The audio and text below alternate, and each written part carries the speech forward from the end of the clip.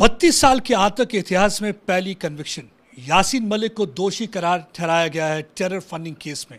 दूसरा केस अभी भी उनका जम्मू एनआई कोर्ट पे चल रहा है। मेरे साथ इस समय शहीद स्क्वाड्रन लीडर रवि खन्ना की धर्मपत्नी निर्मल खन्ना जी हैं, उनसे बातचीत करते हैं। ये जो दोषी करार दिया है, इससे आपके अंदर भी एक उम्मीद की किरण जगी होगी, तो अब आपको क्या लगता है आपके अपने केस में क्या होगा? मेरे केस में इंसाफ होगा। जैसे 32 साल के बाद आज इंसाफ सारे देश को सुनने में मिला है कि आज उसको सज़ा मुकर्रर होगी और इसमें उसको सज़ा मिलेगी। तो 32 साल के बाद अगर सज़ा मिल सकती है तो मेरे केस की भी मुझे पूरी उम्मीद है। 32 साल अगर मैं खून के आंसू रोई हूँ तो अब मुझे लगता है कि मेरे आंसू पहुँचने का परमात्मा ने कोई तो समय लाया है कि मेरे भी आंसू पहुँचेंगे।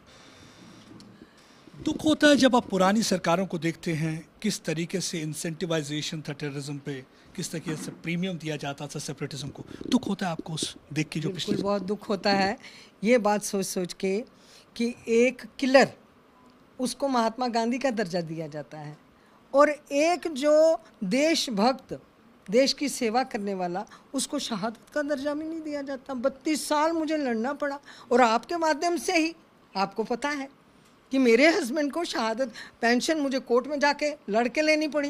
क्यों नहीं मिली मुझे पेंशन? मुझे पेंशन भी कोर्ट में जाके लेनी पड़ी। जब मुझे लिबरलाइज पेंशनरी अवार्ड मिल गया तो मैं आपकी भी बड़ी शुक्रगुजार हूँ कि आपने मेरे केस को चलाए रखा और आज मेरे हस्बैंड को वॉर मेमोरियल में भी जो वो जगह मिली जो कि एक शहीद को मिलनी चाहिए। 32 साल लग गए उसको शहादत का दर्जा मिलने में और ये 32 साल इंजॉय करने के बाद आज इसकी कन्विक्शन हो रही है। पाकिस्तान को बड़ी परेशानी हो रही है। पाकिस्तान कह रहा है कि ये कन्विक्शन गलत है, तो क्या कहना चाहेंगे इस पे? पाकिस्तान का तो मतलब मेन जो कल्प्रिट अगर मैं आप कहो को सबको समझ आती है। हम किसी को अंधेरी गली में जब धकेल देते हैं, कोई इंसेंटिव दे के, कोई किसी तरीके से ल्योर करके, लालच दे के, और बेवकूफ़ हम लोग जो उनके किसी भी ऐसी बात में आके अपना सब कुछ सर्वनाश कर लेते हैं, तो जो पीछे से हमको धकेलता है उसकी तो दुकान चल रही है। उस पाकिस्तान ने तो कहना ही कहना है। पाकिस्तान ये एजेंट है, पाकिस्तान एजेंट है। पाकिस्तान नहीं तो किया है, नहीं तो इसको हुर्रियत का नेता किसने बनाया था? इसको ये क्या कश्मीरियों ने इसको इलेक्ट किया था हुर्रियत का नेता? जाओ उस कश्मीर में सब कश्मीरियों को पूछो, क्या यासीन मलिक को आपने इलेक्ट किया था? क्या सजा चाहते हैं अब आप?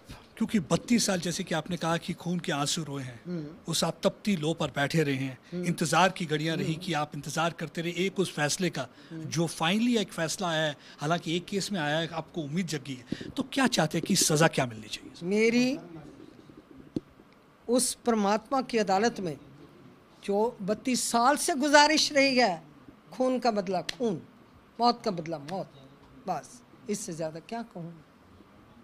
हम सब ने मरना है, लेकिन मरने से पहले कुछ समय पहले भी अगर हमें मौका मिल जाता है तो प्रायश्चित करने का, तो मुबारक है, बड़ी मुबारक है। एक आखिरी सवाल पूछूंगा, उन नेताओं को क्या कहना चाहोगे जो अक्सर यासीन मलिक जैसे लोगों का समर्थन करते आए हैं, जो इनकी बोली बोलते हैं, इनके लिए बोलते हैं, लेकिन किसी ने भी आपसे आके आपके दुख नहीं बांटे?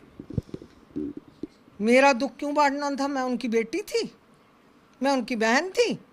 अगर होम मिनिस्टर की बेटी के बदले वो उसके जो हार्डकोर टेररिस्ट हैं, जो मिलिटेंट्स हैं, उनको छोड़ा जाता है क्रीम को का खून नालियों में बहाने के लिए, तो आप खुद समझ सकते हैं हमारे देश के नेता लोग कैसे हुए हैं। शर्म आनी चाहिए इन सबको। आज अपने अपने गिरबान में इनकी दौलतें, जायदादें, इनका सब कुछ यहीं पे रह जाना है। आज देखो मेरी बात सुनो, हम लोग सदियों से ये सिलसिला चलता आ रहा है। सतयुग से पैदा होते हैं, मरते हैं, पैदा होते हैं, मरते हैं, कब्रिस्तान बनते हैं, शमशान घाट बनते हैं, सब कुछ होता है।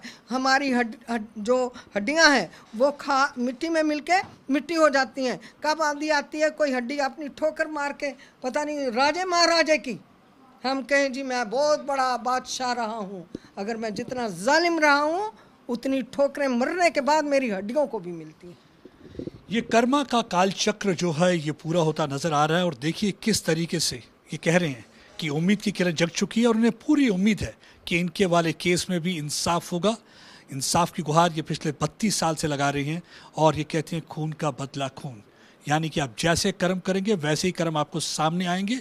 और दुख होता है उन सियासतदानों पे, दुख होता है उन सरकारों पे जिन्होंने इनको पीस का मसैया की तरह ट्रीट किया, एक कातिल को स्टेक होल्डर बना दिया, एक विलन को स्टेक होल्डर बना दिया, और जिनके पति ने देश के लिए शहादत दी उन्हें शहीद का दर्जा तक नहीं दिया।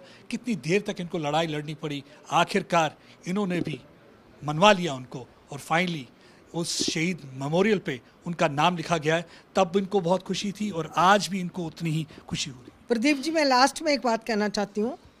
मैंने बड़ी गुहार लगाई है, आज आपके माध्यम से मैं दोबारा ये गुहार लगाती हूँ कि प्राइम मिनिस्टर मोदी साहब को कि मेहरबानी करके मुझे एक बार का समय चाहिए। मेरे हस्बैंड के शौर्य का नैरेटिव चेंज हो गया है, उसकी आग अभी मेरे सीने में धधकती है।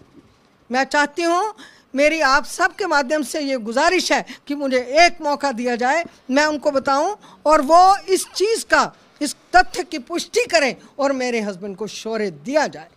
ये अपने हस्बैंड के लिए शौर्य चाहती हैं, एक बार प्रधानमंत्री नरेंद्र मोदी जी से मिलना चाहती हैं, और क्योंकि ये चाहती हैं उस शहीद की गाथा को बताना पूरी दुनिया को जिन्होंने देश के लिए पहली शहादत दी थी। वो बागात बरजिला चौक में इंतजार कर रहे थे बस का, जब यासीन मलिक अपने 9 बाकी कातिल साथियों के साथ आते हैं, 27 गोलियाँ चलाते हैं और उसके बाद उनकी जान चली जाती है। और 32 साल का अरसा कोई कम नहीं होता। मेरे ख्याल से यही एक वजह है कि इन्होंने कहा कि मैं खून के आंसू रोती रही, लेकिन अब समय आ गया आंसू पोंछने का, और अब समय आ गया है कि मुझे भी एक विश्वास और भरोसा एक कार्यप्रणाली पर हुआ है, जिस खासकर कानून की कि इंसाफ आखिरकार मिलेगा। अमित भारद्वाज के साथ प्रदीप दत्ता, टाइम्स नाउ, नव भारत के लिए।